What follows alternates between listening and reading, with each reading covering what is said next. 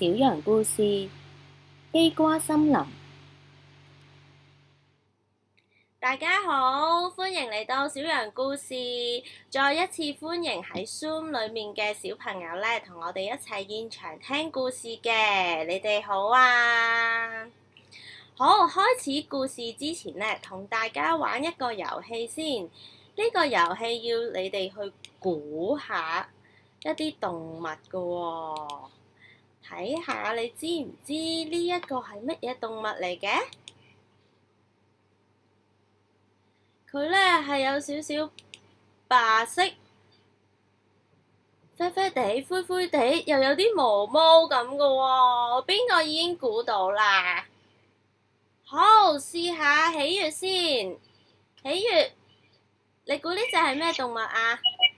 貓。有冇其他小朋友第二個答案？睇下先。好，心妍呢？兔仔啊！我哋睇下係咪兔仔？佢隻耳仔呢係長長地嘅喎，真係兔仔喎。OK， 好，我哋睇下一個咯喎。哇！呢個容易喎，係有斑紋嘅。好，請阿天樂答啊，咩動物嚟㗎呢個？老虎，係咪大家都估老虎啊？太容易啦！呢題睇答案先，係啦，就係老虎咯喎。咁呢一張又有冇人估到呢？啡啡地色，應該係隻手嚟㗎喎。好，心妍。樹熊啊，係喎，你睇到佢喺樹上面啊，嗬？有冇人有其他答案啊？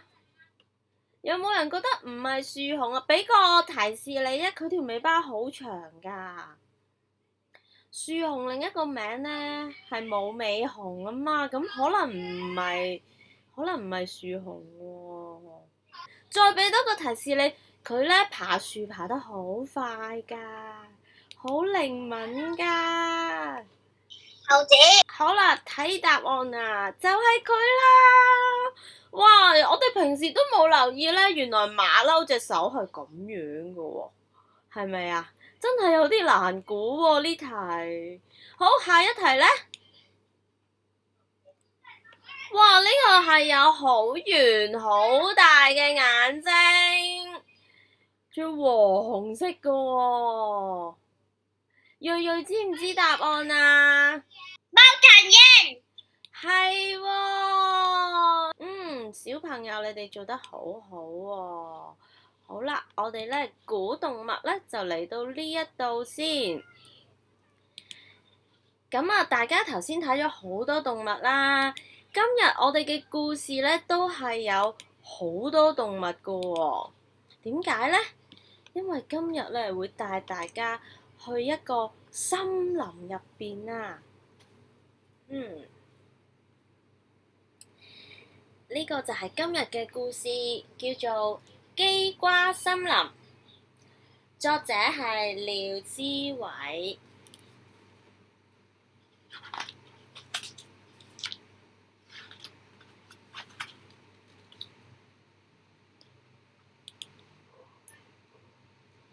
大消息啊！大消息啊！兔媽媽生咗8隻兔 BB 啊！喂！快啲嚟睇下啦！你睇下，老虎同埋山羊又喺度爭水飲啦，仲打起交嚟添啊！基瓜森林每一日都係咁樣吵吵鬧鬧，好多事情發生。實在需要一個有能力有智慧嘅村長嚟到去解決大家嘅問題啊！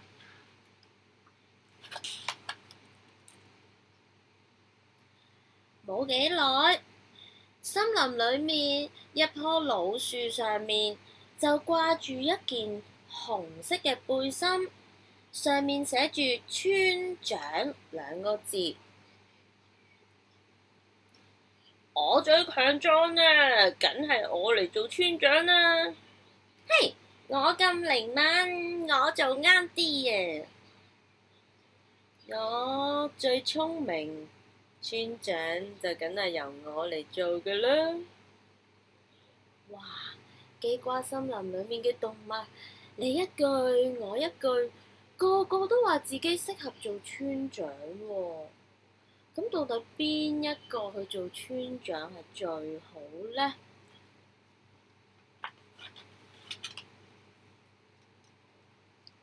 小松鼠啦，就喺度好疑惑咁講啦。喂，既然大家都想做村長，點解唔輪流做喎？媽咪唔係成日教我哋要輪流玩玩具嘅咩？輪流做咪唔使鬧交咯。大象就回應啦：哇，小松鼠，你真係好聰明啊！我哋淨係顧住吵吵鬧鬧，根本就冇諗到呢一個辦法。好提議啊！好提議啊！係啊係啊，輪流做啦！人語咁話啦，我都贊成喎。好喎，咁我咪有機會咯！哇，大家對小松鼠嘅提議都非常之贊成啊！於是佢哋就決定每個動物都輪流做一日村長。呢一個咧應該係最好嘅辦法啦。睇下邊一個做村長做得最好先。喺呢個時候，老虎就露出佢結實嘅肌肉，佢就同大家講啦：我係呢個森林裏面最勇敢嘅，我一定可以保護大家，我可以保護你哋嘅安全嘅。就等我嚟做第一個村長啦。就係咁樣，老虎就着起咗呢一件好亮眼嘅紅背心，露出佢亮白嘅牙齒，大搖大擺咁樣喺條村嗰度四圍巡邏啦。大家見到佢咁醒神嘅樣，都忍唔住望多佢兩眼喎。感覺條村有咗村長之後，真係好似安全咗啲啊！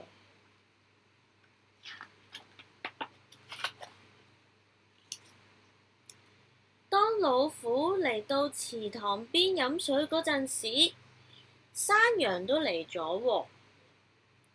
老虎呢，就同山羊講啦：我係村長嚟㗎嘛，我要負責保護大家嘅安全。我咁辛苦啊，就梗係等我嚟飲水先啦。你哋啊，慢慢等下啦。山羊同埋其他動物企咗喺度，好無奈啊！竟然要俾老虎飲先，佢哋就只有等。不過呢，個個都唔敢出聲啊。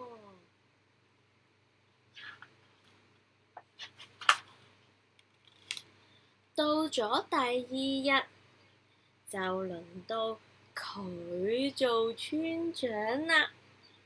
係啊，就係佢啦，就係小兔子啦。小兔子用盡佢全身嘅氣力，大聲嗌：雖然我好細隻，但係我係好靈活嘅。我有對大耳朵，乜嘢消息都唔會聽漏㗎，而且我好溫柔㗎，大家唔使怕我。啲動物知道兔仔做村長之後，佢哋就諗啦，係喎，兔仔佢就冇老虎咁兇猛，佢又咁溫柔，佢一定唔會蝦其他小動物㗎。有兔仔做村長，一定會好好多。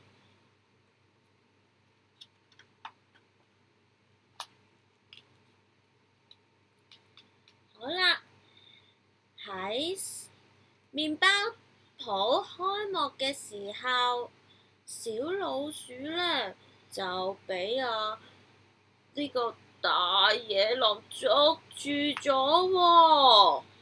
小老鼠就好慘咁樣喺度叫啦，放開我啊！放開我啊！你隻臭野狼，唔好再捉住我啦！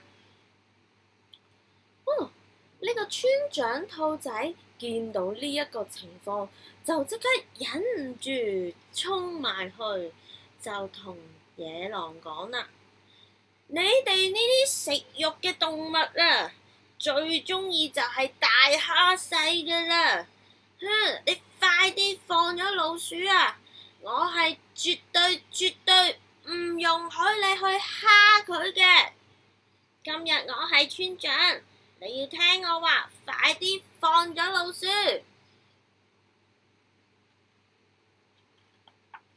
就係咁樣，野狼唯有放咗老鼠啦。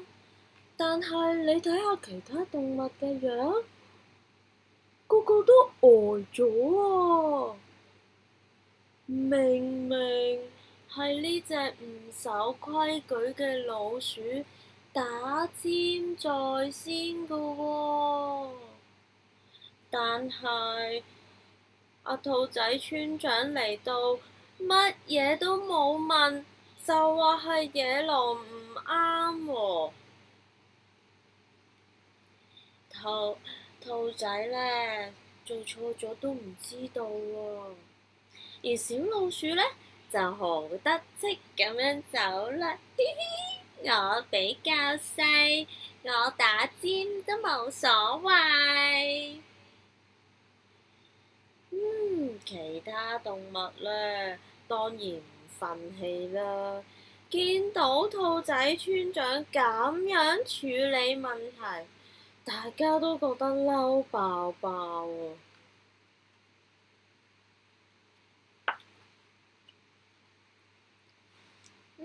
到咗第3日，終於就輪到佢做村長啦。Hello，我就係今日嘅村長啦。我手腳靈活，頭腦聰明，我最適合做村長嘅啦。係啊，今日就係馬騮做村長啦。佢咁聰明，所有動物有啲咩問題都嚟請教佢喎。村長，請問點樣可以將一個麵包分成4份啊？好簡單啫，等我幫你，咁咪得啦，係咪4份啊？哇，村長好嘢，村長好嘢！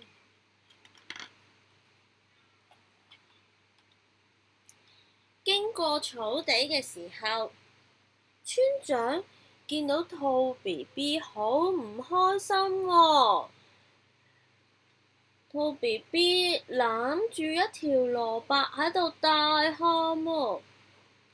馬騮村長就走埋去睇下發生咩事啦。兔 BB，你做乜咁唔開心啊？發生啲咩事啊？因為我睇下我爸爸就有7條蘿蔔，媽媽就有3條蘿蔔，但係我得1條啫。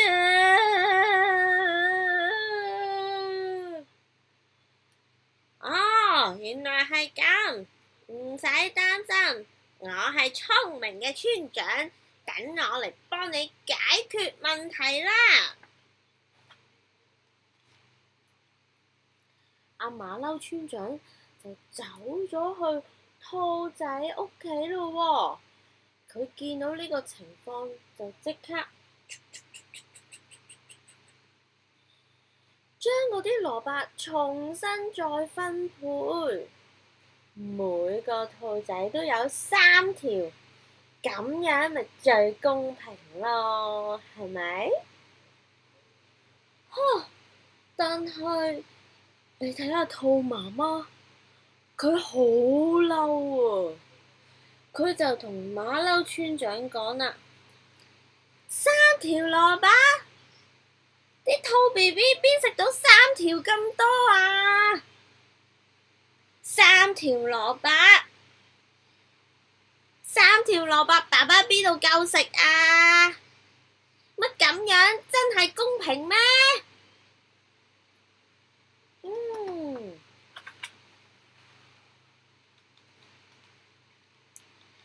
貓頭鷹就係呢一個村裏面嘅老爺爺，佢每一日都靜靜咁樣企喺樹上面，睇住成個森林發生嘅事情，大大小小嘅事佢都有留意到，大家都覺得佢好有智慧啊，於是就邀請貓頭鷹去做村長。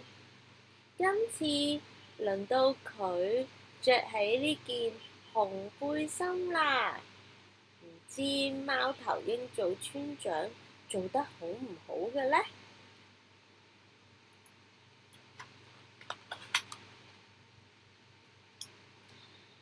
着上咗紅背心，貓頭鷹第一件要做嘅事就係飛到去池塘嗰度，喺池塘側邊棟起咗一塊告示牌，上面寫住請排隊，1次1位。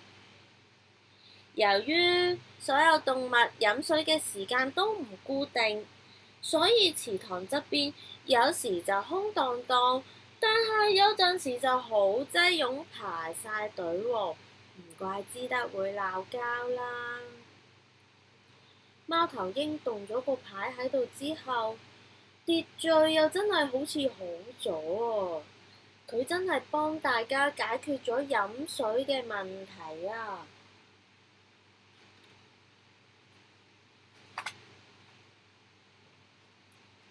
之後，貓頭鷹經過草原，見到兔 BB，就走埋去同佢講啦：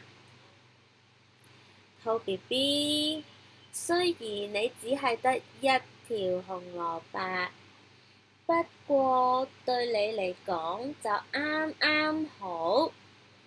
如果你有好多紅蘿蔔，但係又食唔晒，又或者食到個肚脹卜卜，咁都唔好啦。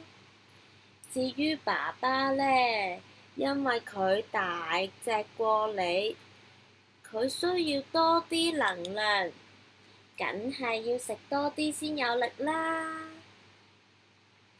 兔 BB 聽完貓頭鷹咁講，佢就諗啦，又係喎。爸爸咁大個，佢真係需要食多啲喎。你諗下，自己之前咁樣發脾氣，都真係有啲唔啱啊！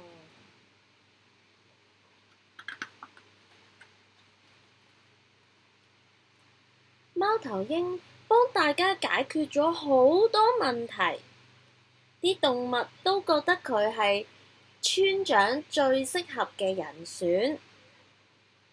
大家咧都好想貓頭鷹去做村長啊！就你做啦，你做啦！你咁叻，你咁有智慧，一於你嚟做村長啦！好啊好啊，我贊成啊！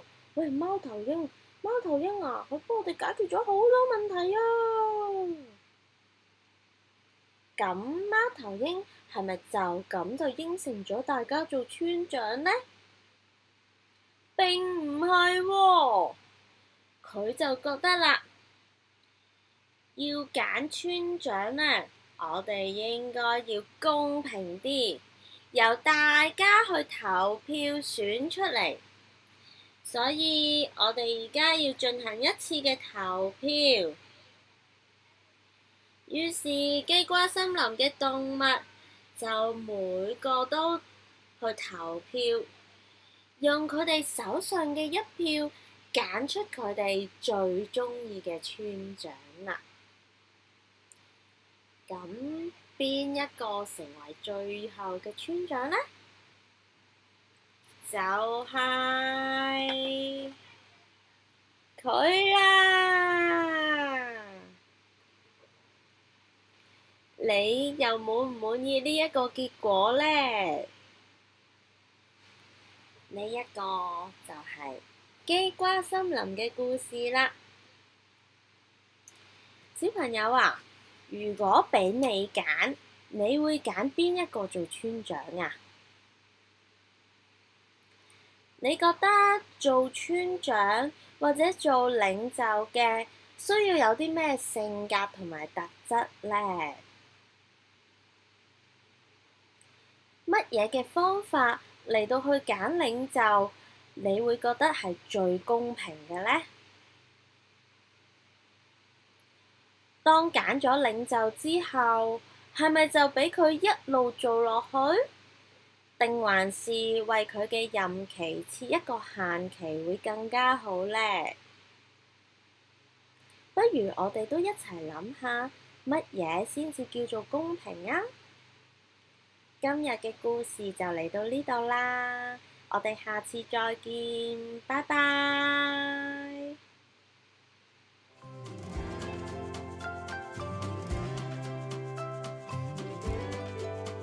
如果你鍾意呢條短片，請撳一下 like， 分享俾你嘅朋友，再撳埋個鐘仔訂閱，到有新片嘅時候就會通知你㗎喇。